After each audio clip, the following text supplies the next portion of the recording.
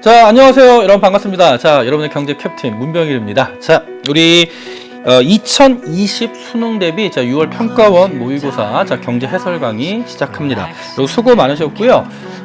이번 시험과 관련된 이번 경제 시험과 관련된 전반적인 총평은 따로 선생님이 강의를 강의는 아니고요. 따로 준비해서 한 10분 내외 영상을 올려놨으니까 한번 여러분이 좀 편하게 한번 보시고요.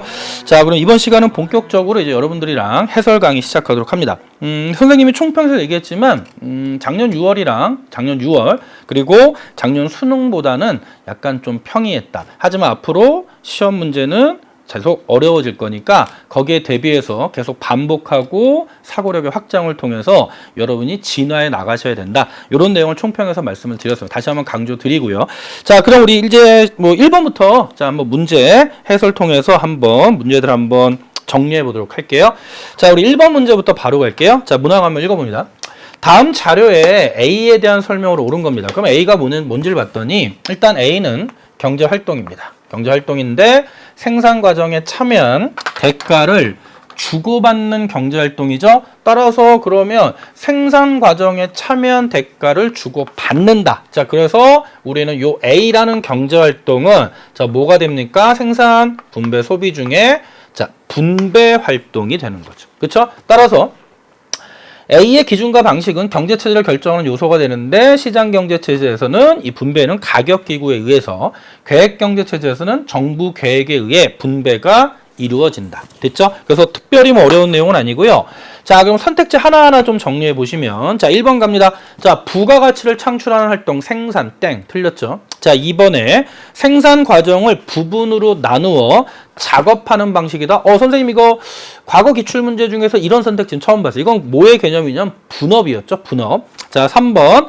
재화 서비스를 사용하여 만족감을 얻는 활동은 뭐가 됩니까? 소비 활동이죠. 4번. 그쵸? A의 결과 가계가 취득한 소득은, 그쵸? 여러분, 이 A의 결과 가계가 분배를 통해 얻은 소득은 분배 소득이 되는 거죠. 그래서 요거는 소비 활동의 바탕이 됩니다. 그래서 우리가 보통 분배 소득, 요소 소득이라고 합니다. 되죠? 임금, 이자, 지대 등. 되죠? 자, 4번 정답이고요. 자, 5번 갑니다. 택배 기사가 주문받은 상품을 배달, 서비스를 제공하는 생산활동이죠. 그래서 정답은 1번은 경제활동 중에 생산활동의 정의를 주고 개념으로 정리하는 문제입니다. 1번 정답 4번. 자, 1번은 요 정도로 정리할게요. 자, 2번. 이번 6월 평가원의 특징이 요 1단원에서요. 가계기업 정부 즉 경제활동과 관련된 문제가 2문제나 출제가 됐습니다. 좀 약간 특이한 경우죠. 원래 보통 한 문제가 출제되는데 한번 보죠. 자, A, B, C는 각각 가계, 기업, 정부 중에 하나인데 각각 경제 주체에 대해 설명해 보자고 그랬어요. 그랬더니 일단 첫 번째 나온 게 사회적 후생의 극대화를 목적으로 하는 경제 주체 끝. A, 끝이죠. 뭐예요? 그럼 정부죠. 어려운 거 아니고요. 그 다음에 안이유하고 나와서 효용 극대화를 주된 목적으로 하는 경제 주체 B, 뭐가 됩니까? 개가 돼요. 그럼 안이유하니까 자동으로 자, C는 기업이 되는 거죠. 따라서 자, B와 C의 공통점은 뭐냐면 자, 민간 경제 주체라는 겁니다. 민간 경제 주체. 그럼 선택지 바로 가죠. 자, 1번에 보니까 A는 민간 부문 틀렸죠. 정부잖아요. 정부는 민간 부문은 가계 기업. 그렇죠? 틀렸고요. 2번 조세를 징수하여 공공재를 공급하는 주체는 정부 A입니다. B 틀렸죠. 자, 3번에 자, B는 가계니까 생산물 시장에서 수요자의 역할을 담당하는 거죠. 생산 요소 시장의 공급자. 틀렸고. 4번. 자, 소비 활동을 주로 담당하는 건 C가 아니라 B가 됩니다. 틀렸네요. 자, 5번. C. 기업은 그쵸. 생산 요소 시장의 수요자 역할을 한다. 딩동. 그래서 2번 정답은 5번. 그래서 아마 여러분 문제 푸실 때도 1번, 2번까지 좀 할만한데 하고 쭉쭉 나가셨을 거예요. 그래서 2번 정답, 5번 정리가 됐습니다. 자, 이제 3번 문제 갈게요. 자, 문제 하나 좀 꼼꼼히 한번 읽어볼게요. 잘 나오는 유형입니다. 자, 극심한 인플레이션을 겪고 있대요. 자, 극심한 일단 인플레이션이 문제점이고 그 다음에는 각국은 인플레이션에 대한 대책으로 가격 규제를 통해 이 문제를 해결한대요. 그럼 여러분 물가 상승으로 인해서 이를 규제하기 일에 대한 대책으로 나올 수 있는 가격 규제는 그럼 뭐가 되는 겁니까? 최고 가격제가 되는 거죠. 최고 가격제. 그래서 각국 정부는 주요 정책 수단으로 석유 가격 규제를 실시하였고, 자, 석유 가격 규제니까 최고 가격제죠. 그 결과 당연히 시장에서는 석유의 부족 사태가 발생합니다. 그래서 여러분이 이 문제를 보자마자 머릿속에 떠올리셔야 되는 건 뭐냐면, 가격 양이면, 자, 우하향하는 수요 곡선, 자, 우상향하는 공급 곡선에서 현재 시장에서의 균형 가격들이 존재할 거 아닙니까? 그쵸? 근데 이 가격이 너무 높아서 극심한 인플레이션이라는 거죠. 물론 제어가 수없이 많겠지만 단점 한 제만 볼게요. 그래서 정부가 최고 가격이라는 가격 규제를 실시하면 가격이 하락하니까 공급량이 줄고요, 수요량이 늘면서, 자, 이만큼의 뭐가 발생할 수 있다는 거예요. 초과 수요. 그러니까 지금 나온 부족 사태죠. 그렇죠? 자, 그래서 석유 공급자들이 정부가 인위적으로 통제한 가격에 공급하기를 꺼렸기 때문에 공급량이 확 줄어든 겁니다. 그래서 각국은, 오히려 산유국인 각국은 비산유국보다도 심각한 석유 부족에 시달렸다. 자, 이 사례가 대표적으로 바로 이게 뭐냐면, 최근에 극심한 인플레이션, 몇백만 %의 하이퍼 인플레이션이 발생하고 있는 베네수엘라의 사례입니다. 그래서 그 실제 사례 갖고 온 문제고요. 그래서 일단 우리는 기본적으로 문제 분석은 여기까지. 그러면 자, 1번 선택지 볼게요. 최저 가격이 아니죠. 무슨 가격입니까? 최고 가격. 가격의 상한선을 정해준 거예요. 자, 2번 공급자 보호가 아니죠. 수요자 보호죠. 그렇죠. 수요자 보호. 자, 3번 각국의 석유 시장에 초과 공급이 발생된 게 아니고요. 초과 수요가 발생한 겁니다. 자, 4번 각국의 석유 시장 거래량을 규제 이전보다 증가시켰나요? 여러분 딱 보셔도 원래 거래량은 여기였고요. 규제 이후에 초과 수요가 발생하면서 거래량이 줄어들었네요. 그래서 증가시켰다가 틀립니다. 자, 5번. 자, 시장 균형 가격보다 낮은 수준으로 석유 가격 통제하기 위한 정책이다. 딩동. 정답이죠. 최고 가격제. 그래서 제시문에 여러분 사례만 정확히 해석하시면 그냥 우리 최고 가격의 개념을 물어보는 문제. 그래서 1번, 2번, 3번은 평이했다. 이 정도로 볼게요. 되죠? 자, 3번 문제 정답 5번 정리됐고요.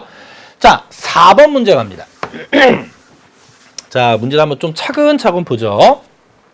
자, 그림은 네모네모 모둠의 활동 보고서고요. 가나다에 대한 옳은 분석을 보기 위해서 고르는 겁니다. 설명을. 자, 읽어봤더니 합리적 선택은, 자, 어려운 거 아니죠. 편익과 기회비용을 비교하여 편익에서 기회비용을 뺀 값 뭡니까? 순 편익이죠. 그래서 순편익이 가장 큰 대안을 선택합니다. 그래서 편익은 선택의 결과 얻게 되는 이득이나 만족이고, 기회비용의 정의 나와 있고요. 그 다음에 기회비용의 구성이 나와 있는데, 기회비용은 두 가지로 구성되죠. 여기 암묵적 비용이 나와 있으니까 여기는 명시적 비용이 들어가야 돼요. 그렇죠? 그래서 기회비용은 명시적 비용과 암묵적 비용의 합. 실생활 사례를 보니까, 자, 점심으로 같은 가격의 짜장면과 짬뽕 중에 하나를 선택할 수밖에 없는 상황에서 짜장면을 선택했을 때 편익과 기회비용은 다음과 같다. 자, 그러면요.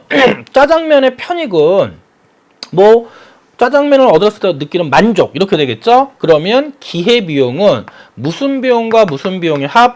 명시적 비용과 묵시적 비용의 합. 그래서 이건 뒤에서 한번 계산해 보도록 할 겁니다. 자, 그러면 자, 이제 우리 기억 선택지부터 볼게요.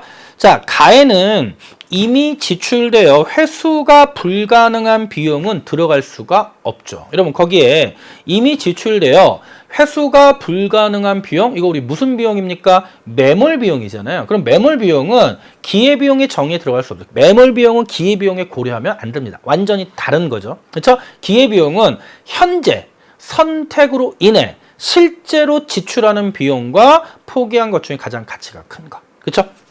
자, 땡이고요. 이따가 틀린 겁니다. 니은에 나는, 그쵸? 명시적 비용이니까 실제 선택으로 인해 실제로 지출한 비용. 딩동. 맞아요. 되죠? 자, 디귿 가요. 디귿 보시면 다에는, 그쵸? 편익이니까 짜장면 선택으로 얻는 만족. 맞죠? 그다음 맞고요. 리을 볼게요. 그럼 라에는 짜장면에서 얻는 만족과 짬뽕에서 얻는 만족의 차이? 자, 틀린 거. 그럼 우리가 한번 계산해 볼까요? 자, 여러분 문제 이거 잘 보셔야 되는 게 점심으로 같은 가격의 짜장면과 짬뽕이죠. 그럼 우리가 얼마인지 모르니까 그냥 얼마죠? 여기서 짜장면이? 선생님이 짜장면 5,000원, 6,000원인가? 선생님이 최근에 그 짬뽕을 한번 시켜 먹었는데요. 그 짬뽕에 차돌박이가 들어간 짬뽕인데 10,000원이더라고요. 무지 비싸죠. 그쵸? 그래서 근데 그냥 짬뽕은 아마 비싸진 않을 겁니다. 한 8,000원? 7,000원? 6,000원? 하여튼 6,000원이라고 한번 쳐보죠. 그럼 여러분 보세요. 짜장면도 6,000원이고 짬뽕도 6,000원이라면 이 기회비용 어떻게 계산하냐면 일단 명시적 비용은 얼마죠? 짜장면 선택으로 인해 실제로 지출하는 비용 6,000원이 명시적 비용이죠. 그 다음에 묵시적 비용은 뭐를 포기합니까? 짬뽕을 포기했죠. 그럼 짬뽕으로 얻을 수 있었던 이익이에요. 그러면 묵시적 비용은 이거 둘을 더해서 더해주는 거죠. 그럼 첫 번째는 짬뽕을 먹었다면 얻을 수 있었던 짬뽕의 편익에서 뭐를 빼주는 겁니까? 짬뽕의 가격을 빼줘야 그게 묵시적 비용인 짬뽕 포기한 거의 이익이잖아요. 그럼 짬뽕 가격 얼마입니까? 가격 똑같으니까 둘 다 6,000원이라고 잡죠. 그러면 결국 요거 지워지니까 그럼 결론은 기회비용은 뭐가 됩니까? 그러니까 가격이 같다는 단서 하에서는 짜장면 선택의 기회비용은 짬뽕의 편익이죠. 그렇죠? 근데 거기 뭐라고 돼 있죠? 거기 뭐라고 돼 있냐면 짜장면에서 얻는 만족 편익이 만족이죠? 그래서 짬뽕에서 얻는 만족의 차이 틀린 겁니다. 그냥 짬뽕에서 얻는 만족이 되죠. 단 이때는 가격이 짜장면과 짬뽕이 같기 때문에 여기가 지워진다. 요거 기출에 잘 나오는 사례니까 체크하시면 돼요. 그래서 리을 틀렸죠. 그럼 4번의 정답은 몇 번이 되냐면 3번이 돼요. 되죠? 자, 그 다음에 우리 이제 5번 갑니다. 자, 5번 조금 사례가 복잡해서 꼼꼼히 잘 따지셔야 돼요. 한번 볼게요. 자, A 음료는 일단 수요 및 공급 법칙을 따르는데 잘 보세요. A 음료가 갑국에서 처음 판매되었을 무렵 주의하실 건 A 음료가 아니라 원료죠. 원료에 높은 관세가 부과되어 수입되었기 때문에 A 음료 소비는 활발하지 않았다. 그럼 여러분 생각해 보세요. A 음료가 처음 판매됐을 때 그 원료가 이제 수입되는데 높은 관세를 부과했다면 원료 가격이 올라갈 거 아니에요. 그쵸? 그럼 원료 가격이 올라가면 이는 A 음료의 생산비 증가 요인이 되는 거예요. 생산비 증가 요인이 되면서 여기서는 그 결과 A 음료의 생산비 증가 요인이 되면서 A 음료에 자 뭐가 감소했다. 공급이 감소했다라고 보는 거예요. 그렇죠? 자, 그래서 공급 감소하니까 당연히 A 음료의 가격이 어떻게 됐겠어요? 상승했겠죠? 자, 그리고요. 계속 볼게요.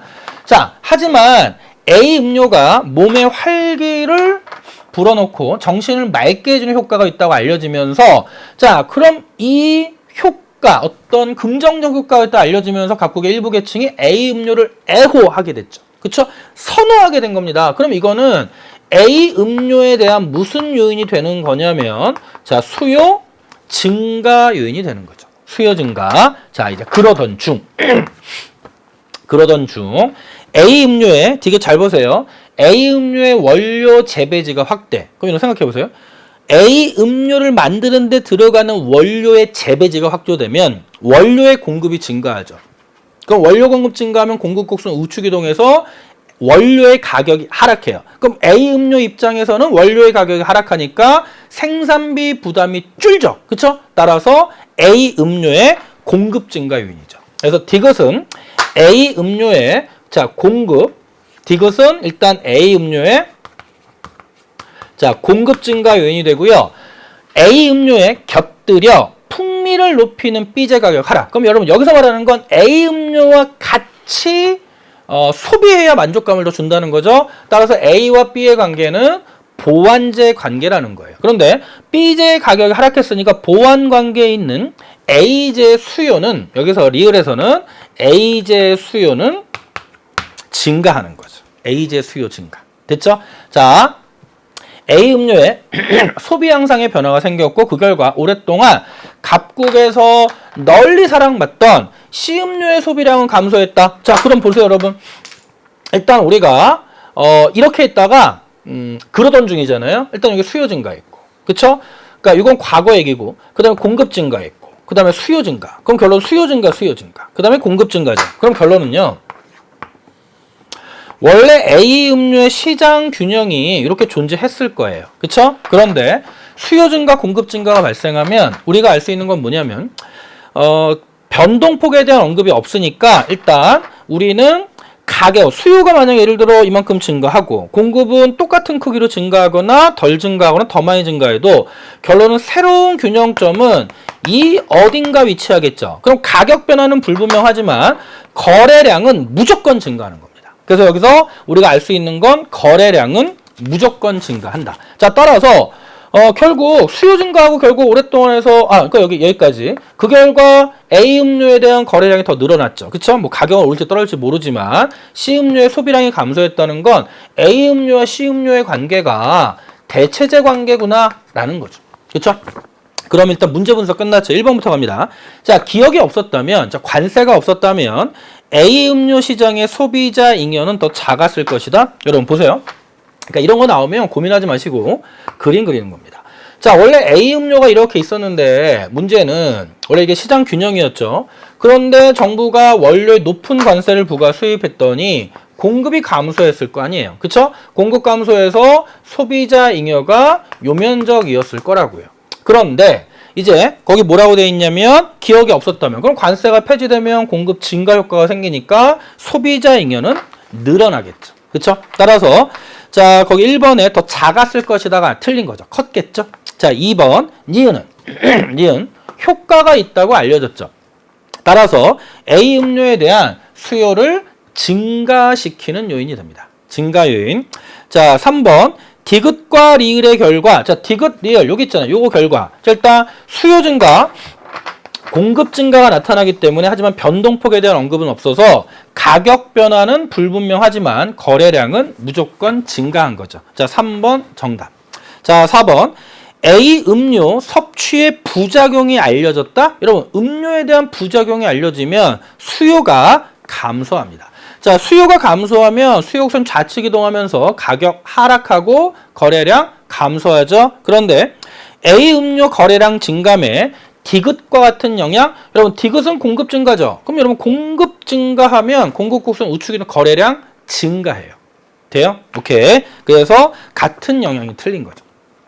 자, 5번 C 음료는 A 음료와 대체제 관계에 있다고 봐야 되죠. 그래서 보완제 관계에 있었다라는 단정이 틀린 겁니다. 자, 5번 문제 정답 3번 이렇게 정리하시고요. 주어진 조건 자 꼼꼼히 보시면 됩니다. 자, 그 다음에 6번 문제 볼게요. 여러분 이거 수능 특강 조세 파트에 나온 똑같은 문제입니다. 똑같은 문제. 연계 유형인데 뭐가 차이가 있냐면요. 수능 특강 문제는 요 그래프 하나, 요 가와 나를 왼쪽에 하나 주고 그 다음에 가와 다를 오른쪽에 하나 주고요. 그래프를 두 개를, 근데 분석은 결국 결과는 똑같아요. 그래서 그래프를 두 개를 주고 분석하게 했던 문항인데 이거를 이제 하나에다 나타낸 거예요. 하나에다가 하나의 그래프상에 나타냈고, 자, 그림의 가나다는 일단 소득세제 아니죠? 자, 똑같은 문제 안 나올 겁니다. 그래서 이거 다시 한번 출제될 수 있는 주제니까 여기서 안 물어봤지만 일단 소득세제는 직접세다라는 거 알아두시고, 자, 두 번째. 자, 세로축은 뭐가 되냐면요. 세금을 부과한 이후의 소득이죠. 그러면 원래 소득, 과세 대상 소득에서 소득세액을 빼준 거고, 하지만 가로축은 이제 과세 대상 소득입니다. 단, 과세 후 소득은 과세 대상 소득 빼기 소득세. 근데 여러분, 여기 가가 있는데, 여기가 45도라고 그랬잖아요. 그럼 그 얘기는 뭐냐면, 요 45도 선, 가의 선 위에 있는 어느 점에서나 과세 대상 소득과 과세 후 소득은 항상 같은 거예요. 같은 거. 자, 그런데 이제 나를 보니까, 여러분 나를 보면, 나는 지금 보니까, 여러분 원점부터 시작해서 가로축의 과세 대상 소득과 세로축의 과세 후 소득을 봤더니 직선의 형태로 주어져 있죠. 그럼 이건 무슨 말이냐면 괄호축의 과세 대상 소득이 증가할 때 세로축의 과세 후 소득이 일정하게 증가하는 겁니다. 그래서 이건 결국 뭐가 되는 거다? 나는 비례세가 되는 거죠. 그쵸? 근데 이에 반해 다는요.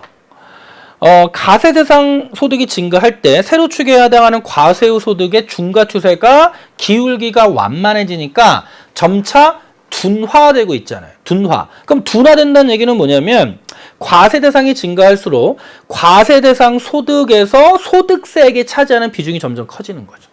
그렇죠? 소득세액이 차지하는 비중이 점점 커지기 때문에 기울기가 완화되면서 과세후 소득의 증가 추세가 둔화되더라. 그럼 이거 결국 뭡니까? 누진세죠. 그래서 다는 누진세가 돼요. 그래서 여러분 꼭 수능 특강 문제와 한번 비교해 보시면서 아, 이렇게 연계가 되는구나. 거의 똑같게 나올 수도 있구나 라는 걸 알아두셔야 돼요. 그래서 항상 처음에 연계 교재는 정확하고 좀 꼼꼼하게 푸셔야 돼요. 자, 그럼 기억해 볼게요. 그쵸? 가에서는 과세 대상 소득과 과세후 소득이 같죠? 45도선이니까 니은. 자, 다에서 누진세입니다. 과세 대상 소득이 과세 대상 소득이 A 금액 미만인 사람은 A 미만인 사람은 여러분 잘 보세요. 잘 보셔야 되는 게 뭐냐면 A 미만인데 지금 여기 달을 보니까요. 달을 보면 A에서 여기 어떻게 돼요? 여러분 우리가 아까 봤는데 45도선에서는 과세 대상 소득과 과세후 소득이 같죠?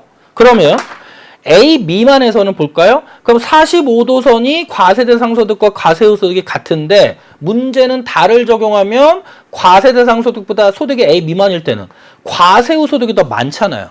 그럼 아니 원래 벌어들이는 소득보다 세금 부과 이후의 소득이 더 많다는 얘기는 결국 뭐냐면 역으로 정부로부터 보조금을 받은 경우겠죠. 그렇죠? 바로 그 얘기입니다. 자, 따라서 경제적 지원을 받았을 것이다. 받을 것이다가 맞는 선택지가 되죠. 자, 니은 맞고요. 자, 디귿. 여러분, 나다 중에 누가 더 소득재 분배 효과가 큽니까? 누진세죠. 따라서 나는 다보다가 아니라 다는 나보다 소득재 분배 효과가 크다. 자, 리을. 자, 과세 대상 소득이 B 이상인 경우. 이번에는 B 이상인 경우입니다. B 이상인 경우에 자, 그럼 여러분 세액 증가율은 당연히 누가 더 크겠어요? 누진세율에서 더 크겠죠. 따라서 다가 나보다 세액 증가율이 더 작다가 아니라 더 크다가 됩니다. 그래서 여러분 우리 항상 선생님이 항상 개념에서 외우라고 그랬던 게 비례세가 적용되면 과세 대상이 증가할 때 과세 대상에 비례해서 세액이 증가하죠. 과세 대상에 비례해서 세액이 증가해요. 세율은 일정하고. 따라서 과세 대상 증가율과 세액 증가율이 같았어요. 하지만 누진세가 적용되면 과세 대상이 증가할 때 세율이 점점 높은 세율이 적용되기 때문에 과세 대상의 증가 속도보다 세액의 증가 속도, 증가율이 크다. 암기하는 거죠. 그쵸? 거의 암기가 돼야 됩니다. 자, 6번 문제 정답 1번 이렇게 정리하시면 돼요. 됐고. 자, 이제 7번 문제 갑니다. 7번 문제. 자, 여러분 7번 문제에서는 좀 볼게요. 한번 읽어보죠. 다음 자료에 대한 옳은 분석 및 추론만을 보기위해서 한번 골라보래요. X, Y 모두 생활에 필요한 재화. 표는 X, Y만을 생산할 수 있는 X제와 Y제만을 생산할 수 있는 각국 을국에서 각제와 한 개 생산에 필요한 노동시간. 그래서 각국은 X제 하나에 1시간, 한 단위에 1시간, 한 개당. 하지만 을국은 4시간. 그럼 X제에는 각국이 절대 우위가 있고요. 하지만 Y제 한 개 생산에도 투입되는 절대적 시간이 각국이 더 적기 때문에 각국은 X, Y 모두 절대 우위에 있다. 여기까지 되죠? 자, 그리고요. 또 유일한 각국과 을국의 유일한 생산 요소인 노동의 총 시간은 결국 양국이 같대요. 그럼 만약에 100시간이 투입되면 그러니까 각국도 100시간이고 을국도 100시간이면 각국은 X제만 생산하면 100개. 을국은 X제만 생산하면 4, 5, 20. 그래서 100시간이면 4시간에 한 개니까 그쵸? 그러면 25개죠. 그쵸? 갑자기 계산이 안 돼요. 그래서 이런 식으로 일단 여러분이 기본적으로 일단 주어진 조건을 해석하시면 됩니다. 자, 그리고 교역은 두 나라가 모두 X, Y를 둘 다 교역 이전보다 많이 소비할 수 있을 때만, 즉 교역 이전에 비해서 교역을 통해 이익이 발생할 때만 교역이 이루어집니다. 자, 근데 일단 이 문제는요, 우리가 여태까지 공부했던 패턴과 약간 다른 거, 기본 문제들은 갑국, 을국이 이쪽에 있고, xj, yj가 이쪽에 있어. 위치가 바뀌었죠. 결국 이유는 하나예요. 여러분, 헷갈려라 이겁니다. 헷갈려라. 그래서 일단 우리는 갑국이 두 제와 모두 절대 우위가 있기 때문에, 두 제와 모두의 절대 우위가 있기 때문에, 일단 우리는 기회비용 구에서 기회비용이 작은 제와의 비교 우위가 있다라는 걸 잡으시면 됩니다. 그럼 갑국의 xj 한 단위 기회비용은 다 알잖아요. 생산비는 자신이 분자, 생산량은 자신이 분모, 비자, 양모에 적용해서 각국의 xj 한 단위 기회비용은 yj 3분의 1단이고요. 그 다음에 역수로 가면 각국의 yj 한 단위 기회비용은 xj 3개. 그쵸? 그 다음에 을국은 4시간, 4시간이니까 1이 됩니다.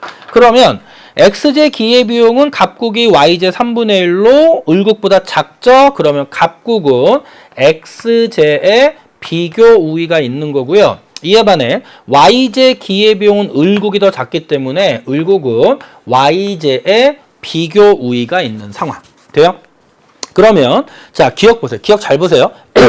갑국에서 생산할 수 있는 XY의 모든 조합은 을국에서 생산 가능하다. 틀린 이유가 뭐냐면 여러분 갑국이 둘 다 절대 우위가 있고요. 총 노동 시간은 양국에서 같죠. 그래서 우리가 만약 여기서 생산 가능 곡선을 도출해 본다면 이런 거예요. 자, XJ, YJ에서 그 디테일하게 그릴 필요는 없고요. 갑국의 생산 가능 곡선이 이렇게 있다면 을국의 생산 가능 곡선은 무조건 그 안에 존재할 수밖에 없습니다. 왜? 둘 다 갑국이 절대 우위가 있으니까. 노동 시간이 동일하니까. 따라서 거기 기억에 나와 있는 것처럼 갑국에 생산할 수 있는 모든 조합은 갑국의 생산 가능 곡선상의 점을 말하는데 이는 을국의 생산 가능 곡선 바깥에 위치할 때니까 생산 불가능한 거죠. 그쵸? 반대로 을국의 생산할 수 있는 모든 조합들은 갑국 입장에서는 생산이 가능하지만 비효율적 생산점이 됩니다. 돼요? 오케이. 자, 그래서 기억은 틀렸고요. 자, 니은 생산 가능한 xj의 최대량은 그쵸? xj의 최대량은 을국이 갑국보다 4시간, 4배 더 시간이 더 많이 투입되니까 생산량의 최대 생산 갑국이 을국보다 4배 더 많겠죠. 그래서 니은 맞죠? 이거 교역을 한다면 그쵸? 갑국은 xj에 특화하고 을국은 yj에 특화하니까 을국은 교역 이전에 비해 yj 생산량을 늘리겠죠. 되죠? 그 다음에 리을. 여러분 드디어 나왔죠. 선생님이 수능 개념에서 요 리을 선택지는 그냥 외우셔도 된다고 그랬죠. 그쵸? 자, 그래서 항상 이제 중요한 건 이겁니다. 비교 우위제와 소비의 기회비용은 교역 이후에 커지고요. 비교 열이제와 소비의 기회비용은 교역 이후에 작아진다. 그러면 리을에 교역을 한다면 갑국에서 y제로 표시한 x제 소비의 기회비용. 그쵸? x제 소비의 기회비용이 y제로 표시되니까 결국 갑국에서 비교 우위 제와인 x제 기회비용, 소비의 기회비용은 교역 이후에 커진다를 잡으면 되는 거죠. 근데 거기에 감소한다가 틀린 거죠. 증가한다가 돼야 돼요. 이해되죠? 보세요. 선생님이 수능 개념에서 원리를 설명드렸고 시험은 원리에 대한 내용은 생략하고 결과만 물어봐서 원리를 이해했다면 암기해도 됩니다. 라고 말씀드렸잖아요. 그럼 그 결국 하나 그냥 가져가는 겁니다. 실제로 평가원 수능에 이런 식으로 문제가 출제가 돼요. 아셨죠? 자, 그래서 7번 문제 정답은 3번. 됐나요? 오케이. 자, 이제 8번 문제. 자, 이 문제 좀 복잡합니다. 차근차근 따져보셔야 돼요. 자, 문제 한번 읽어볼게요. 표는 A, B, C제의 시장 변화 결과. 일단 먼저 하나는 결과고요.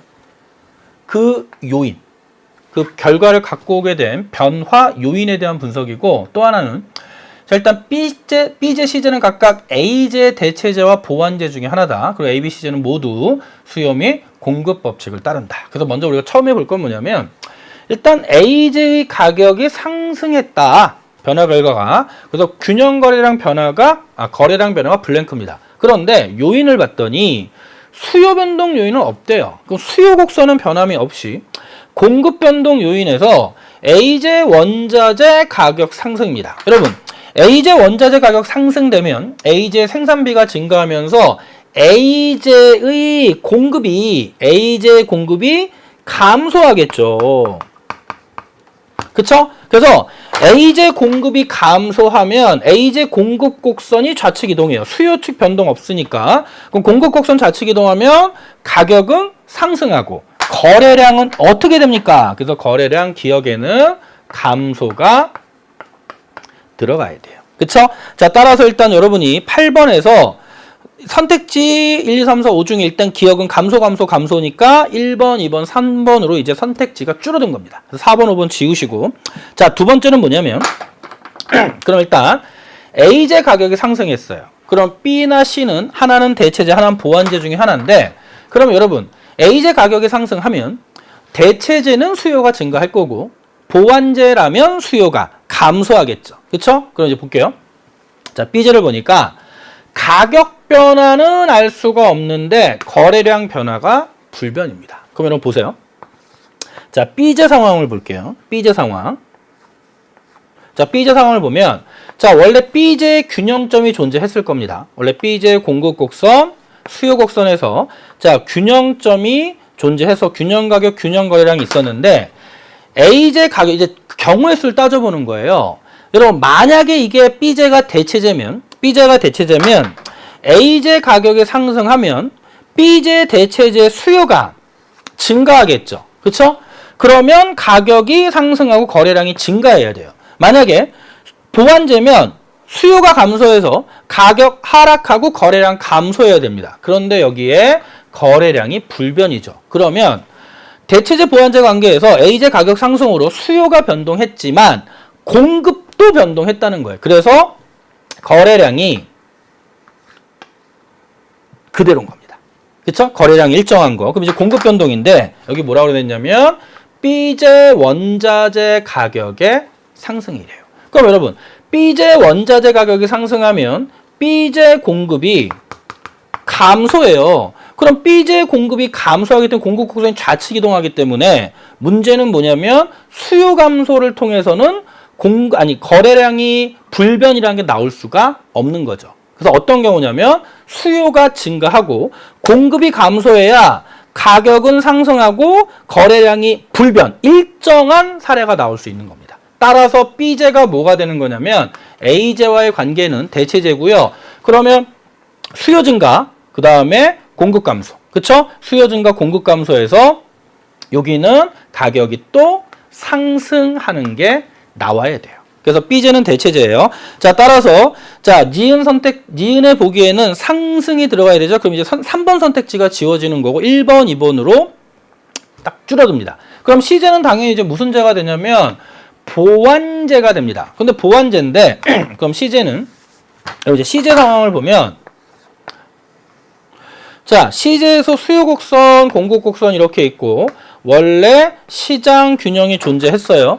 그런데 A제 가격이 상승하면 C제는 보완제이기 때문에 일단 수요가 감소할 거예요. 그쵸? 그럼 원래는 공급 변동이 없었으면 가격이 하락하고 거래량 감소해야 되는데 지금 보니까 가격이 불변이죠. 그쵸? 그러면 무슨 말이냐면 공급도 변동했다는 거고 공급이 당연히 감소했을 겁니다. 되나요? 자, 따라서 일단 가격은 불변이지만 거래량은 무조건 감소해야 되죠? 거래량 무조건 감소해야 됩니다. 그래서 디귿은 감소가 들어가야 되고 그 다음에 리을에는 뭐가 들어가야 되냐면 C제 공급 감소와 관련돼서 C제의 공급이 감소하는 요인이 들어가야 돼요. 그래서 일단 정답은 1번에 보면 디귿이 감소고 그 다음에 리을에 C제 원자재 가격 상승, C제 공급 감소 나오잖아요. 그래서 하나하나 따져보셔야 됩니다. 되나요? 자, 정리됐죠? 자, 그럼 8번 문제 정답은 1번 이렇게 정리할게요. 자, 이제 9번 문제 갑니다. 자, 9번 문제. 자, 그림은 각국의 국민소득 측정한 결과고요. 이거 국민소득 3면 능가의 법칙이죠? 그럼 생산국민소득이니까 가는 GDP. 그 다음에 분배국민소득에서 기억은 뭐가 되냐면 임금이 될 겁니다. 그 다음에 지출국민소득에서 소비투자 정부지출, 그럼 니은은 뭐가 되냐면 순수출이 돼요. 여기까지 됐나요? 자, 그러면 자, 여러분 볼게요. 기억부터 갈게요. 가에는 최종 생산물의 시장가치의 합, GDP의 정의. 맞죠? 자, 니은의 기억은 여러분 임금은 기업의 입장에서는 비용이고요. 가게 입장에서 소득이다. 딩동. 맞아요? 그 다음 디귿, 니은은 음액값. 여러분 보세요. 순수출은 수출 빼기 수입인데 음액값을 가질 수도 있죠. 그쵸? 맞고, 없다가 틀린 거죠. 있답니다. 틀렸네요. 리을, 갑국의 수입이 증가하면 여러분 수입이 증가해도 총수요나 GDP에는 영향을 미치지 못합니다. 따라서 생산국민소득과 지출국민소득은 일치하지 않는다. 아니죠. 수입은 어차피 GDP, 지출국민소득 영향을 끼치지 않기 때문에 일치합니다. 사후적으로. 되죠? 자, 따라서 9번 문제 정답은 1번. 그냥 단순하게 개념을 정확하게 묻는 문제입니다. 자, 그 다음에 10번 문제 볼게요. 자, 그림은 갑국의 땡땡 경제연구소의 정책 제안 보고서입니다. 자, 가나에 들어갈 수 있는 내용인데 일단 볼게요. 현재 각국의 경기 분석. 그러면 각국의 경기는 침체 아니면 뭐 호황. 이렇게 나오겠죠? 일단 정책 제안이 있고요. 제안한 정책의 기대 효과를 봤더니 일단 여러분 여기 나오는 어떤 경제 안정화 정책은요. 총수요 조절 정책이죠. 근데 총수요 증가 나왔으니까 이 정책은 확장 또는 확대, 확장, 재정 또는 금융 정책이 될 거예요. 왜냐하면 총수요 증가, 실질 지표 증가 기대, 단 부작용은 물가 상승. 그렇죠? 그래서 여기는 확대, 재정이나 또는 확대, 자, 금융 정책이 나올 거고요. 결론은 현재 경제 상황을 경기 침체라고 봤다는 거예요. 됐죠? 자, 그러면 1번 땡. 왜 틀렸냐면 경기 침체는 맞는데 소득세율 인상은 긴축이죠. 긴축재정 땡. 2번이 정답이죠. 국공채 매입이 대표적인 확장 금융입니다. 그렇죠? 양적 완화. 자, 3번은 재할인율 인상 긴축금융. 그래서 틀린 거고요. 됐죠? 그리고 어차피 4번, 5번은 경기 과열이라고 판단했기 때문에 틀린 거죠. 오케이. 자, 그럼 10번 문제 정답 2번. 이렇게 정리하시면 되고요. 자, 11번 문제 갑니다. 자, 이거 외부효과 관련 문제고요. 외부효과 문제 한번 보죠. 자, 생산 과정에서 환경 오염을 일으키는 X제는, 자, 외부 불경제 생산, 갑국에서 7,000원에 100만 개가 거래되고 있었다. 그럼 여러분 이게 무슨 말이냐면 현재 외부 불경제 생산의 상황이니까 일단 생산 측면이니까요. 자, 우하형 수요 곡선 존재할 거고, 자, 공급 곡선이 2개가 존재할 겁니다. 그쵸? 그런데 현재 100만 개가 거래되고 있죠. 얼마에서? 7,000원에. 그러면 여러분이 알고 있는 게 뭐냐면 외부 불경제 생산은 과다 생산이잖아요. 사회적으로 최적 수준보다 더 실제 시장의 공급이 더 많은 거죠. 따라서 우측에 있는 공급 곡선과 수요가 만나는 요점이 실제 시장 균형점이고요. 그때 가격이 얼마라는 거예요? 7,000원. 그리고 그때 거래량이 몇 개라는 겁니까? 100만 개라는 거예요. 그리고 이 왼쪽에는 사회적으로 바람직한 수준의 공급 곡선. 그러면 요 균형점이 뭐가 되는 거죠?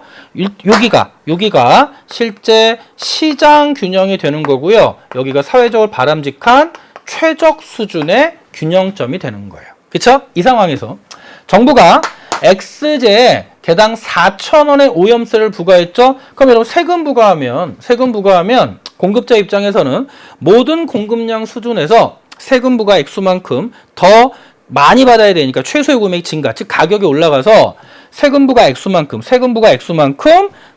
수직으로 상향 이동하죠. 상향 이동. 따라서 오염세를 포함한 X의 가격이 이제 얼마가 됐냐면 10,000원, 거래량은 90만 개가 됐대요. 좀 이따 또 설명할 겁니다. 그럼 기억부터 볼게요.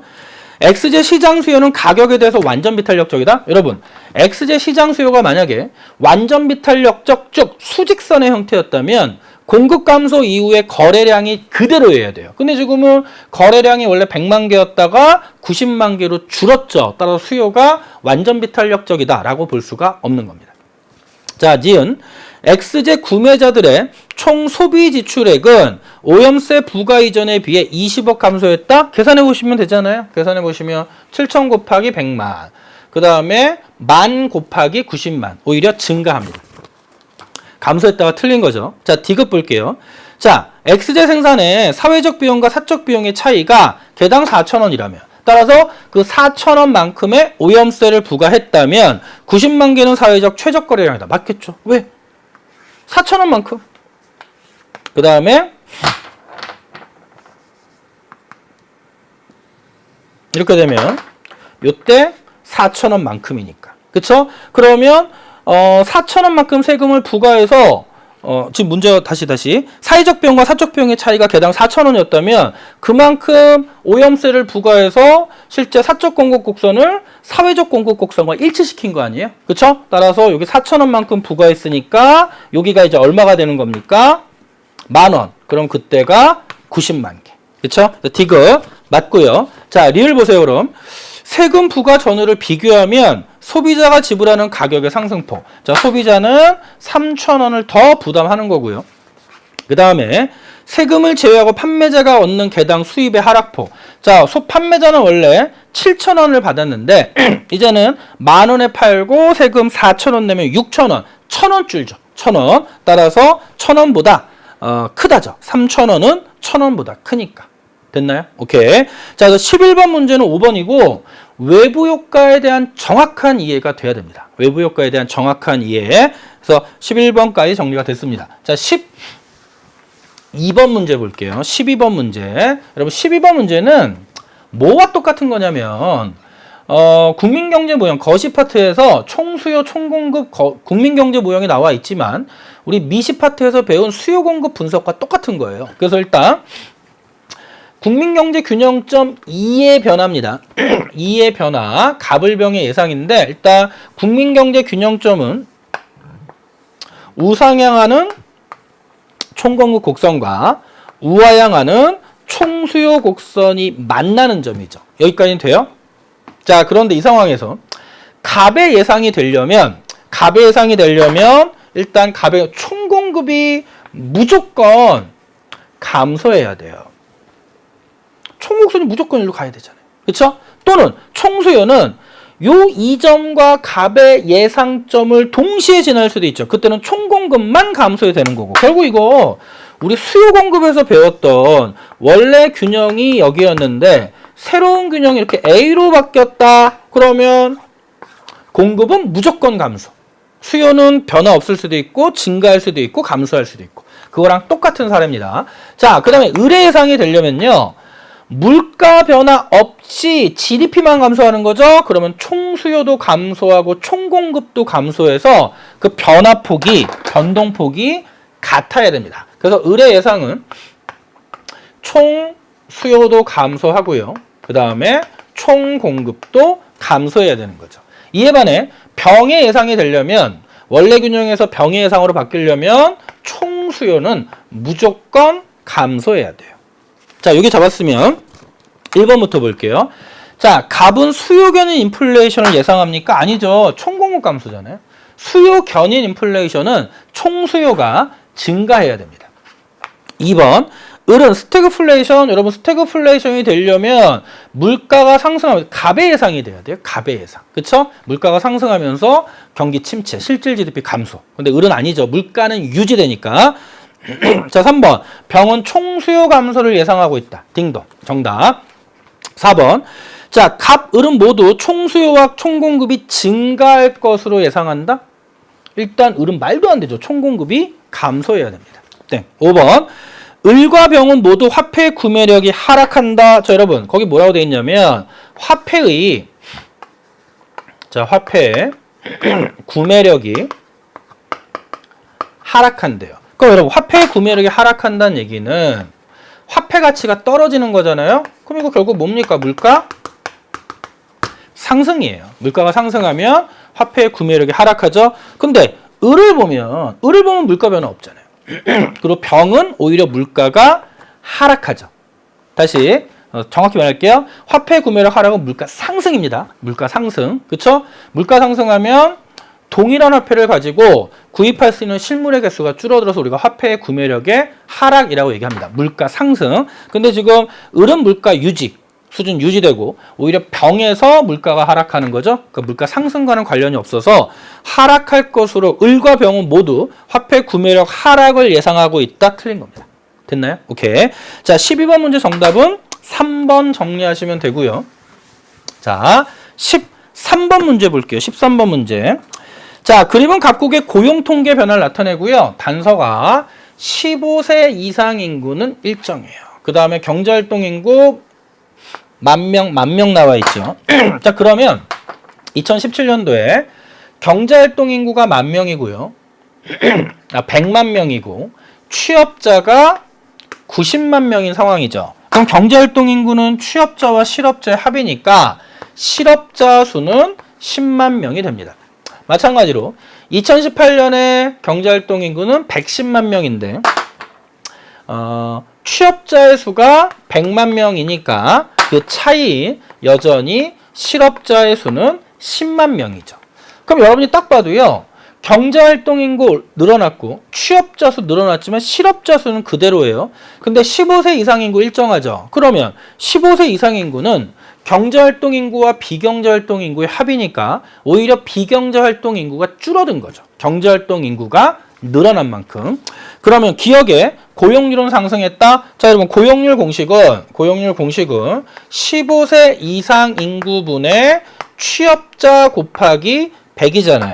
근데 15세 이상 인구 일정하고 취업자 수가 90만 명에서 100만 명으로 늘어났으니까 이 고용률의 값은 상승하겠죠. 맞네요. 자, 지금 실업자 수는 10만 명으로 일정합니다. 감소 틀렸고 디귿 경제활동 참가율 상승하겠죠. 15세 이상 인구 일정한데 경제활동 인구 늘어났으니까 리얼 비경제활동 인구는 변함이 없는 게 아니라 감소합니다. 됐나요? 오케이. 자, 13번 문제 정답은 2번. 자, 그 다음에 자 14번 문제 볼게요. 자, 이거 좀 꼼꼼히 보셔야 되는데 좀 주의할 내용은 요 주어진 조건을 잘 보셔야 돼요. 자, 현재 각국의 상품 수출액과 수입액은 그림에 현재 2로 표시되어 있는데 주의할 건 뭐냐면 여러분 여기에 수입액은요 외화가 유출되는 유출액이고 여기에 수출액은요 외화가 유입되는 유입액이다. 되죠? 그리고 여기서 상품의 수입액과 상품의 수출액, 상품 거래를 통한 따라서 이거는 이 점은 수입액, 외화 상품 거래를 통해서 외국과 상품 거래를 통한 외화 유출액이 100억 달러인데 외국과의 상품 거래를 통해서 외화가 유입된 액수가 100억 달러로 이 점에서는 상품 수지가 0이라는 거예요. 이 점에서는 상품 수지가 0이라는 거죠. 요거 잡으시라는 거고. 그런데 2로 표시되어 있고 그 점에서 경상수지가 0이래요. 근데 경상수지는 상품수지, 서비스수지, 본원소득수지, 이전소득수지 합인데 문제가 뭐냐면 각국의 서비스수지, 본원소득수지, 이전소득수지는 각각 일정하고 자본수지와 금융계정은 고려하지 않는데요. 그럼 여러분 이 점에서 상품수지가 0인데 경상수지가 0이려면 결국 나머지 서비스, 본원, 이전소득수지 요거의 합도 얼마가 돼야 돼요? 0이 돼야 되고 요게 변화가 없는 겁니다. 그러면 여기서 요게 계속 일정하다고 그랬죠. 근데 지금 문제에선 B, C, D, E로 변화 가능성을 언급하는데 서비스, 본원소득, 이전소득수지가 일정하니까 결국 경상수지는 현재 상품수지 0, 요거 현재 합이 0, 그리고 경상수지 0. 근데 앞으로도 서비스, 본원, 이전소득수지는 변화가 없기 때문에 상품수지의 변화가 경상수지 변화와 같아진다는 거예요. 되죠? 자, 그러면 일단 여기까지 봤고 자 1번부터 볼게요. 자, A로 이동하면 여러분 A로 이동하면 지금 여기가 100, 그리고 사각형 면적이니까 여러분 보세요. 이거 45도 선이잖아요. 그러면 외화 유입액과 외화 유출액이 똑같이 감소하죠. 자, 따라서 흑자라고 말하면 안 되죠. 둘 다 똑같이 감소합니다. 자, 2번 B로 이동하면 이거 좀 틀려요. B는 원래 균형 2에서 B로 이동하면 세로축의 유입액, 수입액은 늘었고 유출액, 수출액은 줄었기 때문에 상품 수지가 적자로 바뀌어요. 그런데 상품 수지와 경상 수지가 이제 같은 방향으로 변할 테니까 여기는 유입액과 유출액을 물어봤네요. 따라서 유출액이 유입액보다 많은 거죠. 바뀌었죠.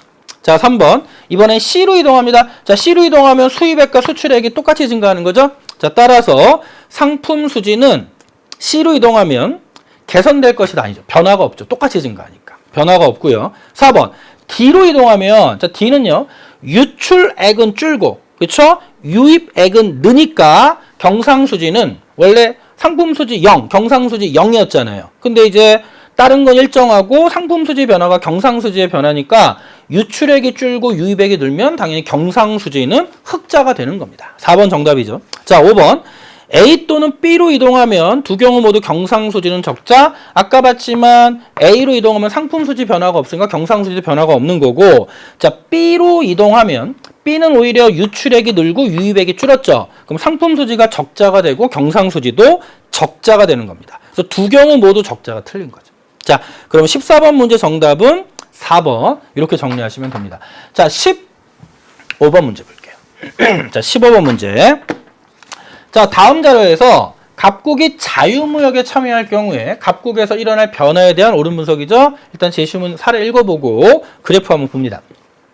현재 갑국은 X제, Y제만 생산 소비, 그리고 X, Y는 생산과 소비에 서로 관련이 없고요. 두제화가 있고, 현재 각국은 작업자득하는데 X제 국내 가격과 거래량은 각각 PX, QX고요. Y제 국내 가격과 거래량 각각 PY, QY. 자, 각국이 자유무역에 참여할 경우에 X, Y는 각각 P1, P2에서 얼마든지 거래가 가능하다. 그 얘기는 X제 국제 가격이 P1, Y제 국제 가격은 P2입니다. 일단 국내 수요 곡선과 공급 곡선은 직선이고 수요 및 공급 법칙을 따른다. 자, 그럼 이 내용을 그래프로 한번 보죠. 그럼 보세요. 현재 교역 전에 갑국에서 X제 가격은 PX, QX죠. 그럼 그 얘기는 X제 국내에서의 수요 곡선과 그쵸? X제 국내산 X제 공급 곡선이 만나는 점이 여긴 거예요. 그리고 시장을 개방하면 X제 국제 가격은 P1. 그쵸? 그럼 국제 가격이 X제 국내에서의 그 개방 전의 가격보다 낮으니까 그럼 당연히 갑국은 수입국이 되는 거고 요만큼이 수입량이 되겠죠. 되죠? 그 다음에 Y제 시장을 보면 Y제 시장에서 국내 가격 거래량은 PY, QY니까 국내 수요 곡선과 Y제의 국내산 Y제 공급 곡선이 이렇게 만나는 거죠. 그래서 이게 시장 균형인데 시장을 개방했더니 Y제 국제 가격이 국내 가격보다 높으니까 따라서 갑국은 이번에는 수출국이 되는 겁니다. 그쵸? 그리고 요만큼이 수출량이 되겠죠. 되죠? 여기서는 요만큼이 수입량이 되는 거고요. 그래서 이것도 연계 문제인데 수능 특강 문제와 거의 똑같습니다. 그럼 1번. 자, 기억부터 볼게요. 기억. 자, 문제는 갑국에 일어날 변화예요. 갑국에 일어날 변화. 그럼 X제 수입국이죠. 땡. 니은 X제 생산자잉여. 여러분 수입국에서 생산자잉여 볼까요? 자, 수입하기 전에 시장 개방 전에 생산자 잉여는 요 삼각형이었는데 수입국이 되면서 생산자 잉여는 요 아래 삼각형으로 바뀌는 거죠. 따라서 생산자 잉여는 감소. 맞죠? 이거. 자, 그 다음에 Y제. 갑국의 Y제 시장에서 갑국은 수출국이 되니까 소비자 잉여는, 여러분 소비자 잉여는요, 원래 소비자 잉여의 크기는 요 삼각형이었죠. 그쵸? 그런데 이제 새로운 소비자 잉여의 크기는 요 삼각형으로 바뀝니다. 그래서 소비자 잉여의 크기는 증가한다가 아니라 감소. 자, 리얼. 결국 수출국이건 수입국이건 사회적 잉여는 둘 다 증가하는 거죠. 그렇죠? 그래서 X제도 사회적 잉여 증가하고 Y제도. 그럼 Y제 사회적 잉여는요. 원래 시장 개방 전에는 요 삼각형 소비자 잉여, 요 아래 요 면적이 생산자 잉여. 하지만 시장 개방 이후에 수출국 상황에서는 사회적 잉여는 이렇게 바뀝니다. 여기. 그렇죠? 시장 개방 이후에 이만큼의 사회적 잉여가 증가하더라. 오케이. 자, 그래서 정답은 15번 정답은 4번. 여러분이 여기까지 정리하시면 됩니다. 됐죠? 오케이.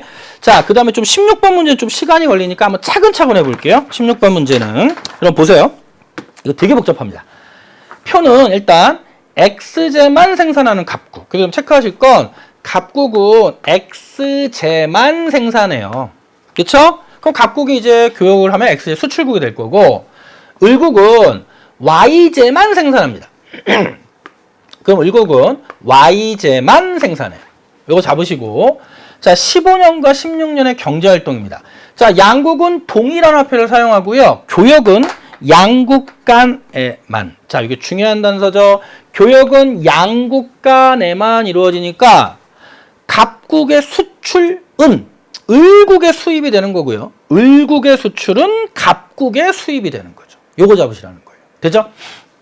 그리고 XY는 최종재로만 소비되고요. 거래 비용 없고요. 자, 기준 연도는 둘 다 2015년입니다. 2015년. 2015년. 자, 그럼 이제 여러분 좀 주의하실 건 뭐냐면 여기 보세요. 갑국의 일단 생산량은 당연히 이거 X제겠죠.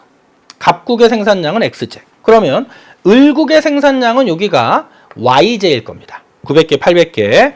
자, 그 다음에 수입량은 갑국은 X제만 생산하고 교역은 을국과 이루어지니까 갑국의 수입량은 Y제예요. Y제. 그 다음에 수출액은 당연히 X제의 수출액이죠. 반대로 을국에서는 생산량은 Y제고요. 을국의 생산량은 Y제고, 그 다음에 수입량은 X제고, 갑국에서 수입하니까, 그 다음에 수출액은 Y제의 수출액이 됩니다. 되죠? 자, 그럼 일단 1번부터 볼게요.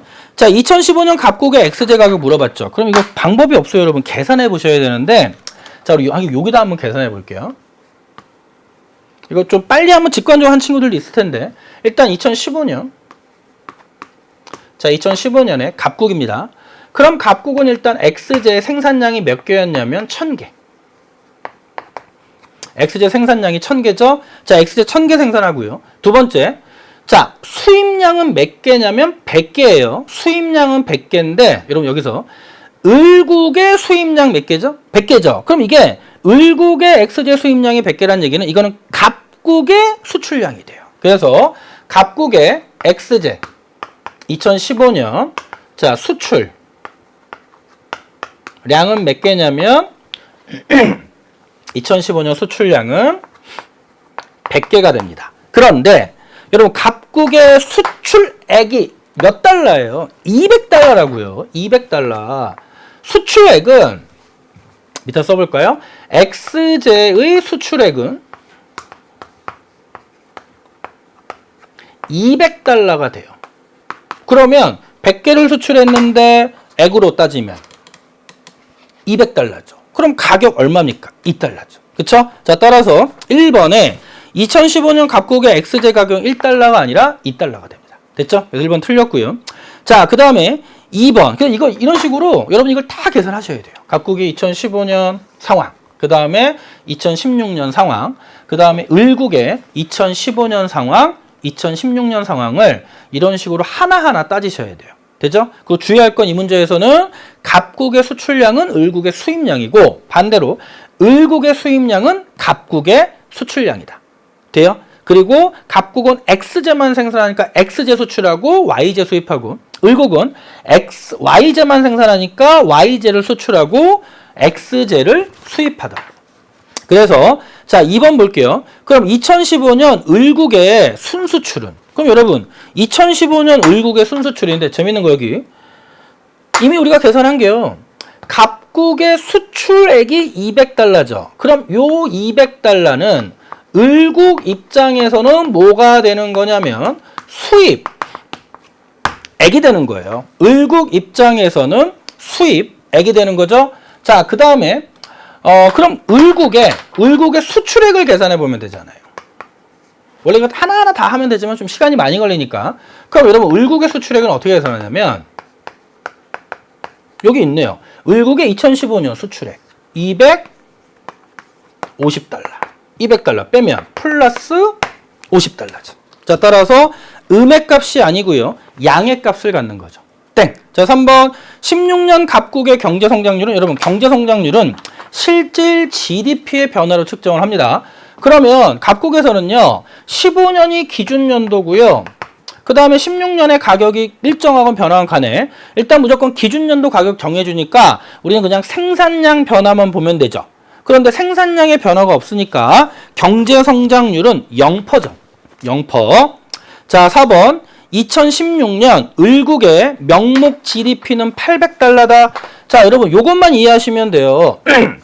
일단 뭐를 이해하셔야 되냐면 을국의 명목 GDP를 계산하려면 을국의 2016년 생산량 곱하기 2016년 YJ 가격을 알면 됩니다. YJ 가격. 자, 그런데 지금 보니까 보세요. 자, 2016년에 을국에서 XJ를 YJ죠. YJ를 800개 생산했는데 그중에 이건 수입량이니까 이건 뭡니까? XJ 수입량이고 자, 수출액이 얼마입니까? 200달러죠. 수출액이 200달러예요. 그런데 갑국의 수입량은 2016년 200개죠. 여러분 200개인데 수입량은 을국의 수출량이니까 을국이 YG를 200개 수출했는데 그때 수출액이 200달러. 그럼 개당 1달러. 그럼 1달러 곱하기 800 하니까 그의 가격 곱하기 그의 생산량 명목 GDP는 800달러가 맞죠. 4번 정답. 자, 5번 2016년에 을국의 GDP 디플레이터는 그래서 여러분이 GDP 디플레이터는 결국 2016년의 GDP 디플레이터는 자, 실질 GDP분의 명목 GDP 곱하기 100이잖아요. 그쵸? 근데 문제는 생산량 똑같으니까 결국 물가지수예요. 근데 물가지수인데 2015년 여러분 을국 YJ 가격 계산해 보시면 2.5달러고요. 2016년 1달러입니다. 그럼 결국 물가가 하락했죠. 그럼 GDP 디플레이터는 100보다 작아지죠. 기준 연도보다 물가가 하락했으니까. 오케이? 자, 그래서 이거 2.5달러, 1달러는 방금 계산했고요. 그쵸? 2.5달러는 여러분이 계산해 보시면 되는데, 그 계산하는 거 어려운 게 아닌 게요. 을국의 수출액은 250달러죠. 그런데, 갑국이 2015년에 수입량은 100개, YJ 100개. 그럼 100개인데 가격은 250이니까. 그쵸? 그래서 2015년 을국의 YJ 기준연도 가격은 2.5달러고요. 그 다음에 2016년에 1달러로 가격이 떨어져서 물가는 하락했다. 기준연도에 비해 물가 하락해서 GDP 디플레이터는 100보다 작다. 끝! 이렇게 계산하시면 됩니다. 좀 문제가 복잡해요. 자, 그 다음에 자 정답 4번 체크하셨고요. 자, 17번 문제 볼게요. 자, 환율 변화 보는 겁니다. 자, 인터넷을 통해 자, 포인트 이거죠. 3개월 후에 숙박할 호텔을 결정할 겁니다. 결정했어요. 이제 결제 시기를 선택합니다. 근데 결제 시기가 내가 어차피 3개월 뒤에 숙박하기 때문에 지금 결제할 수도 있어요. 달러 금액은 여전히 100달러. 하지만 투숙 시 3개월 뒤에 실제 여행 도착해서 결제할 수도 있는 겁니다. 그리고 둘 다 달러 금액은 그때 하건 지금 하건 3개월 뒤에 하건 다 100달러예요. 그렇다면 1번 환율 변화와 상관없이 갑이 부담하는 숙박비는 여러분 보세요. 뭐라 그랬냐면 결제할 때는 원화를 달러화로 환전한다고 그랬잖아요. 그럼 환율이 변하면 당연히 원화 지급 금액이 달라질 테니까 숙박비는 변화가 있겠죠. 자, 2번 원화 대비 달러화 가치가 하락했다. 여러분 원화 대비 달러화 가치가 하락했다는 얘기는 달러 대비 원화 가치는 상승한 거라 2번은 환율이 하락했다는 얘기예요. 환율이 하락했다. 그럼 동일한 달러를 얻기 위해 원화를 덜 주는 거니까 지금보다 나중에 투숙 시에 결제해야 되겠죠? 자, 따라서 2번은 기억이 아니라 니은입니다. 자, 3번 달러화 대비 원화 가치의 하락이 예상된다. 그럼 이거는 환율 상승이죠. 그럼 시간이 지날수록 더 많은 동일한 달러에 대해 더 많은 원화를 지불해서 불리해지니까 지금 결제해야 되겠죠. 기억. 자, 4번 한국 외환시장에서 달러화 수요가 지속적으로 감소한다. 그럼 외화 수요 곡선 좌측 이동, 환율 하락. 그러면 니은. 투숙 시에 결제하는 게 유리하죠. 기억 틀렸습니다. 자, 5번 볼게요. 한국 외환시장에서 달러화 공급이 지속적 증가한다. 여러분 달러 공급이 지속적 증가하면 공급 곡선 좌측 우측 이동하는 거죠. 환율 하락이니까 니은이 유리한 거죠. 정답 5번. 되죠? 자, 절대 어려운 문제 아니고 가장 단순한 개념 문제입니다. 자, 18번 문제 볼게요. 자, 각국의 명목 이자율과 물가 상승률의 변화입니다. 자, 문제에서는 명목 이자율 빼기 물가 상승률이 실질 이자율이다 라는 걸 여러분이 알아두시고요. 그래서 실질 이자율은 명목 빼기 물가죠. 3 빼기 1, 2%, 3 빼기 1, 2%, 3 빼기 1, 2%, 2 빼기 1, 1%. 따라서 실질 이자율은 계속 양의 값이에요. 그럼 1번에 물가는 일정하게 유지. 틀렸어요, 여러분. 물가 상승률이 계속 1%, 1%, 1%, 1%라는 얘기는 물가는 지속적으로 상승한 거죠. 유지됐다 틀렸고요. 실질 이자율은 2%, 2%, 2%, 1%니까 지속적 하락이 틀린 거죠. 3번 실질 이자율은 양의 값을 유지하였다. 맞죠? 맞고요. 4번 2017년의 명목 이자율은 3%, 실질 이자율은 2%입니다. 같다 틀렸고요. 자, 5번 2018년에는 은행에 예금하면 2%의 이자를 받아요. 그렇죠? 그런데 현금을 보유하면 그냥 원금 그대로만 들고 있는 거죠. 따라서 현금 보유가 유리하다가 더 틀린 겁니다. 아셨죠? 오케이. 18번 문제는 3번 정답 잡으시면 됩니다. 자, 그 다음에 자, 19번 문제 볼게요. 자, 19번 문제. 자, 그림은 금융상품 A, B의 일반적인 특징인데 A와 B는 각각 주식과 채권 중에 하나입니다. 그런데 지금 보니까 만기가 있다. 만기가 있다에 대해서는 선이 A로 안 가죠. B만 가죠. 따라서 B만의 특징이에요. 그래서 B가 뭐가 되는 거냐면 만기가 있는 채권이 되는 거고요. A는 주식이 되는 겁니다. 그러면 여러분 가의 질문은 A도 가고 채권도 가니까 가의 질문은 공통점. 나의 질문은 A만 가니까 나의 질문은 주식의 특징이 나와야 됩니다. 되죠? 자, 그럼 1번 가에는 배당 수익을 기대할 수 있다. 배당 수익은 주식만이니까 나죠. 자, 2번 가에는 시세 차익. 여러분 시세 차익은 둘 다 공통점이죠. 가. 정답이네요. 3번 나에는 원금을 보장받는가. 여러분 둘 중에 원금을 보장받는가 들어갈 수 있다. 어디에? 나에? 여러분 주식이 원금이 보장됩니까? 아니잖아요. 그쵸? 말도 안 돼. 틀려. 그러니까 공통점으로 나죠? 나니까 주식만의 특징이 틀린 거죠? 나죠? 틀렸고 주식은 원금 보장이 안 되죠? 자, 4번. 자, B는 일반적으로 예금자 보호제도의 대상. 여러분 예금자 보호제도의 적용 대상은 예금 관련 상품, 저축성 예금, 정기예금, 정기적금, 그 다음에 요금을 예금, 일반 예금 통장이죠. 자, 틀렸고요. 5번 A 주식은 일반적으로 B 채권보다 안전성이 낮고 수익성이 높은 거죠. 그래서 이 문제는 그냥 여러분들한테 개념만 하시면 다 가져가세요 하고 드리는 문제예요. 이런 거 절대 틀리시면 안 됩니다. 자, 마지막 문제 볼게요. 자, 20번 문제. 이거 문제 주어진 조건을 꼼꼼하게 여러분이 해석하셔야 됩니다. 한번 볼게요. 어부갑은 바다에서 A 물고기를 잡아요. 잡은 물고기는 그냥 냉동용으로 아예 통째 판매하거나 훈연용으로 일단 해체해서 판매할 수 있고요. 물고기를 훈연용으로 처리한다면 마리당 50조각이 나옵니다. 마리당 50조각. 그래서 갑은 매일 아침 A 물고기 냉동용, 훈연용 시장 가격을 확인하고 어획량을 결정한대요. 왜냐면 내가 물고기를 잡고 해체하고 막 과정을 거치는 비용이 있을 거 아니에요. 근데 이 물고기의 가격은 하여튼 물고기의 가격은 그때그때 수산시장에서 달라지더라 이거예요. 그럼 그때그때 가격을 보고 내가 물고기를 잡는다면 훈연용으로 할지 또는 냉동용으로 할지를 결정한다는 겁니다. 그리고 몇 마리를 잡을지. 갑은 원하는 만큼 물고기 잡을 수 있고요. 잡은 물고기는 전량 당일 시장 가격으로 판매하고요. 그리고 갑은 자 뭐를 추구합니까? 이윤, 극대화를 추구합니다. 그리고 총 비용은 다음과 같이 구성되어 있다. 자, 일단 무조건 물고기 잡을 때는 하루에 20만 원의 고깃배 사용 비용을 내야 되고요. 잡는 비용은 요거 잘 보셔야 돼요.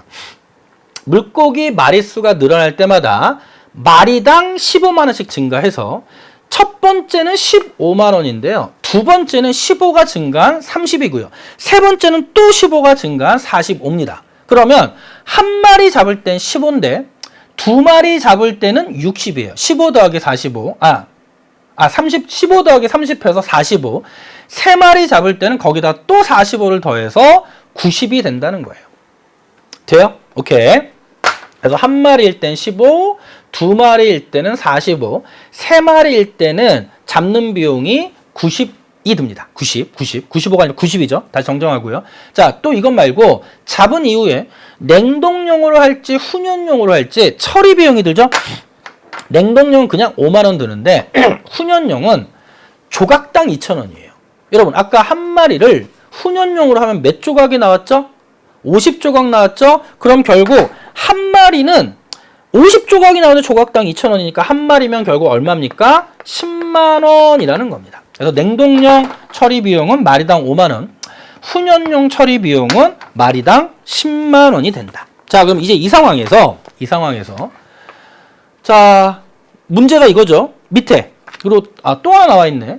오늘 물고기 시장 가격은 다음과 같아요. 그래서 냉동용은 마리당 40만 원이고요. 훈연용은 조각당 만 원입니다. 그러니까 50조각이니까 결국 한 마리는 얼마냐면 50만 원이 되는 거죠. 그럼 여러분 보세요.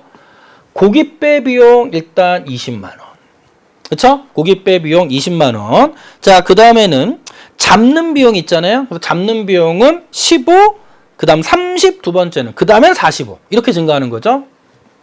그래서 두 번째는 15, 그 다음에 30, 그 다음에 45 이렇게 증가하고 마지막으로 처리 비용이 냉동용, 그러니까 요거는 일단 공통점이고 처리 비용을 봤더니 냉동용은 얼마였죠? 처리 비용이 냉동용은 40.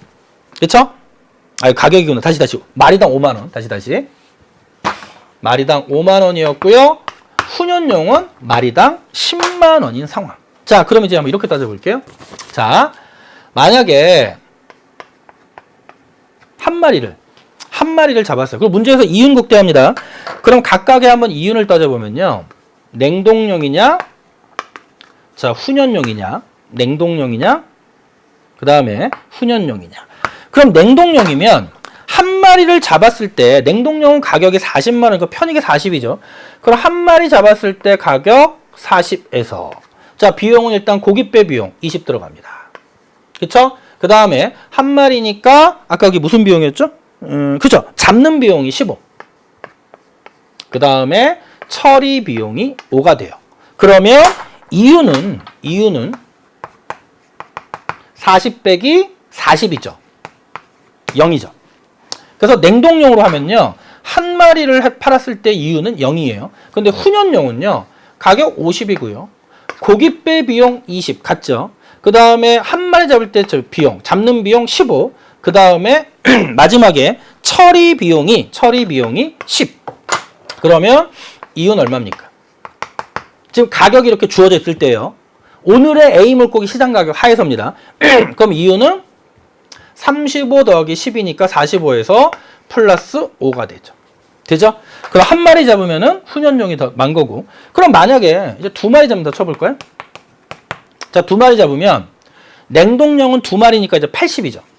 80 빼기 고깃배 비용은 어차피 하루에 20이니까 똑같고요. 하지만 이제 처리 비용이 15 더하기 30해서 처리 비용이 아니라 잡는 비용이죠. 잡는 비용이 45. 그쵸? 45. 그 다음 마지막에 처리 비용은 마리당 5만 원이니까 두 마리면 얼마입니까? 10만 원. 그럼 훈연용은요. 100만 원.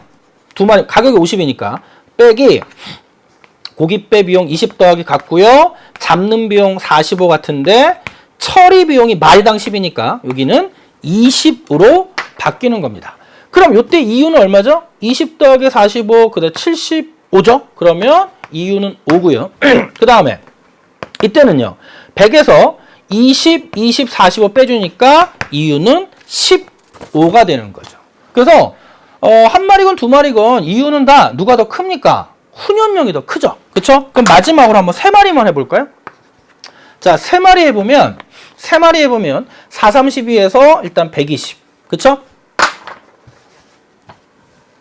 자, 세 마리 해보면 120 빼기 고기 비용 20. 그 다음에 이게 90이잖아요. 세 마리니까 그 다음에 5가 됩니다. 그러면 이유는 마이너스 5가 돼요. 그리고 자 이번에는 훈연용은요. 3마리니까 50만원 3개죠? 150 빼기 20 더하기 45 처리비용은 마리당 10이니까 3마리면 30이 됩니다. 그러면 50 20 더하기 이게 40이 아니죠. 큰일 날 뻔했네. 90이죠. 90 3마리니까 잡는 비용이 자 90 해가지고 140이어서 플러스 10이죠. 이유는 10. 그럼 이제 이 문제도 주의할 건 뭐냐면 여러분 보세요. 하루에 나가서 한 마리를 잡을 수도 있고 두 마리를 잡을 수도 있고 세 마리, 네 마리도 잡을 수 있어요. 계속 해보면 되는데 문제는 뭐냐면 이윤을 극대화하는 선택을 한다고 그랬잖아요. 그럼 항상 이윤은 훈연용이 더 크고요.